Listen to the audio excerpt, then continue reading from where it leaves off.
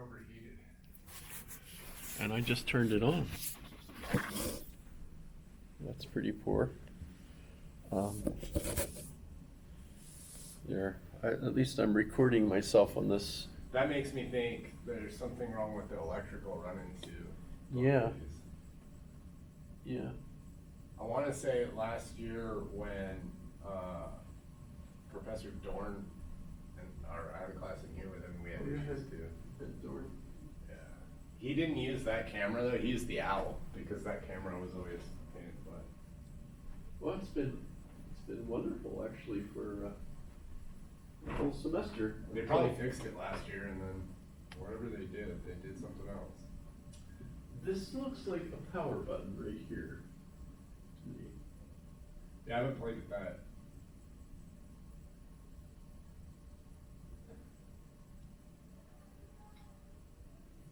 But it doesn't react to any pressure or anything, so I suppose not. I don't see any button other than that. So, Both cameras are linked to this one. so in any case, let's just ignore our technical difficulties. Let's go. This is our last regularly scheduled class. The only thing we have left, which I'll double check by going to content, going to my syllabus, and looking at it, instead of just trying to remember what I've got written on there. As I look down, notice that, today is December 5th, and we're analyzing a long essay as our last class. It's kind of the summation of everything, when you get right down to it. A long essay is an example of a long argument, really, but shorter than a book, which of course could be an argument. But in any case, I brought, and I've got several examples of essays that I can do. One of them I'm going to read, as I found this newspaper in a hedge. That's an Eddie Izzard line. I knew it sounded He does a thing where the Episcopal minister is the priest in the Episcopal Church, the Church of England, is all duded up with lipstick and everything, and he says today's sermon is based on this article I found in a hedge. And he's got theoretically a ripped page off of a magazine, and it's all about fashion today, the colors, this is actually a real article from the paper, our local paper, and it's by a friend of mine. Oh, cool. Dr. Stephen Haycox, our emeritus professor of history from the University of Alaska. But before I read it, I wanted to point out, and why I have the syllabus up, is that this is our last regularly scheduled class meeting, so it's actually the 28th class, if you're counting, because class 29 and 30, which give us our 30 meetings, are both included in the double session that occurs on December 10th, which is Tuesday, and we meet starting at the regular time, but it is a double session, so it goes till 12:45 here in this room. I have a class at 11:30 though. Well, that's all that happens. There are conflicts, and as my whole class has not required actual attendance, either in face-to-face or online. It's up to you. That is one of the reasons why I've been trying to record it, so that people can actually look at it if they wish, asynchronously instead of synchronously. So I'm trying to do everything possible to make your life easier, even though I'm not whatever that product was that has that jingle. Something makes your life easier. I forget what the product was. In any case, oh, we're getting a sign on the room. And the room, and the sign says, The writing class is canceled. the writing class is canceled. That's because of the beautiful weather. Yeah. Yeah. Well, there's good reason for that. It's an ice skating ring out there today. In any case, so no, you don't have to show up. I'm the one that has to show up. My contract says that I will be here, or at least, heck, if December 10th turns out to be an absolutely miserable weather day, what I may do is try to notify you as ahead of time as possible that I'll just conduct it via Zoom only from my office at home, where I know the camera works. You know? Of course, then you also have my dogs to put up with. As the snow day we had, I used that, and I have two dogs that usually hang out with me when I'm out there in the garage. Okay. So, and notice that the final test, which is test 4, is already posted. I've actually been sharing the link quite a bit. And in any case, lots of you have already taken it, and in replying to your giving your grade of A for that test, I've also pointed out that you have an A, if you did, for the course so far. So lots of people are actually, as far as they understand, finished this course with an A. Yes. But not everyone, and I haven't given you all of your money's worth yet. In fact, I'm not sure. I hope I am giving you your money's worth. So I do intend to be here on December 10th at 10 o'clock. I might not stay until 12:45 if no one else is here, or if no one is online at the time. If everybody has conflicts, which often happens when they rearrange the schedule for finals week. So in any case, that's what we're doing that's left. And today we're doing essays, long essays they're supposed to be. This one isn't that long. I guess it's 4 half columns of newspaper print. And it's by Stephen Haycox, a friend of mine, as I said, emeritus history professor. And I might have trouble reading it because I left my glasses in the car.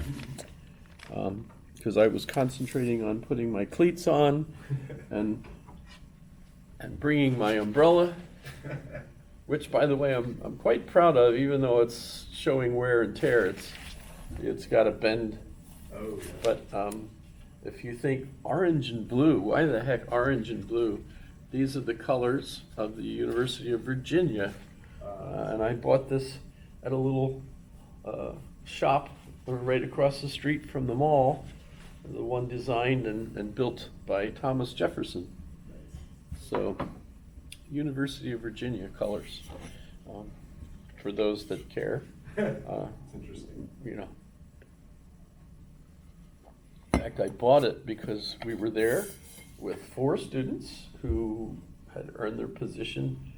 I hadn't really earned my position, but I was the van driver and tour guide with them, with my wife, and we were there meeting up with the 4 students, and Donna and I were there to meet with Caesar, Professor Caesar, who was a political science professor at the university, and he gave us a class, a personal class for the four of us. And his wife was there because we had arrived. That was the actual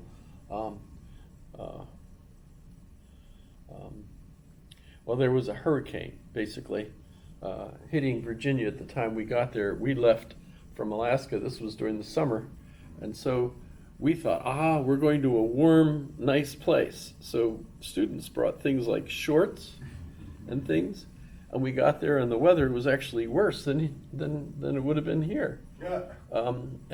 So they were all wet and cold from where we parked and went to meet them. So Professor Caesar's wife went and brought a big bag full of warm sweatshirts and things that she gave to them. I was so nice of her. But also at the store, I bought an umbrella, which, so that's why I have a University of Virginia umbrella. And I'm not going to point out that I ended up arguing with James Caesar over his interpretation of the social contract. because I realized, I'm the guest here, and he's clearly turning red in the face with my suggestion that a social contract is not God-given, and that the rights are not universal. My view on social contract theory is that it's, it was recently invented, Hobbes and Locke and Rousseau being the original social contract philosophers, and et cetera. His view, and he was the political science professor, and I'm watching a car going to hit the pillars. Oh, it didn't. Nice. They slowed down enough. But it's a little Honda with no There it is. no experience. There it Okay, so that was that. That's why I have a umbrella, and why I forgot to bring my glasses, so I can't read the darn article. But I'll do my best here. I'll even hold it in front of the camera. Steve Haycox, having had a few weeks to contemplate the results of the election. Aside from the fact that Donald Trump won the presidency, much less is clear. It seems a truism that the country is politically divided. Trump won almost half of the popular vote, Kamala Harris slightly less, but that truism is less a fact than Trump's victory. Okay, by the way, I would point out that if you have multiple parties, you're guaranteed to have division, because that's what parties do. Yeah, so it's like me saying this is the oldest I've ever been. Well, duh. Yeah. So a political republic, democracy with multiple parties is divided by definition.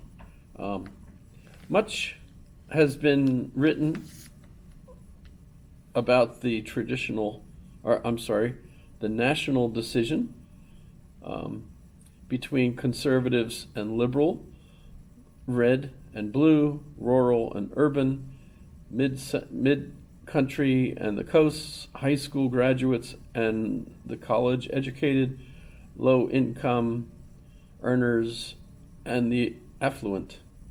Many conservatives have taken delight in the ostensible national turn to the right and the pending limitation of government power and spending, while many liberals have felt it as a crushing blow for aspirations for a more diverse, equitable, and inclusive cultural evolution. But there are, in fact, numerous areas where Americans agree. According to a 2022 CBS poll, 73% believe teachers should be better paid, 61% believe landlords should be prevented from, my eyes are going and going and going. Okay, so Would you like me to read it? would you like to read it? I don't mind. Alrighty. You wanna, I'll give you a hand.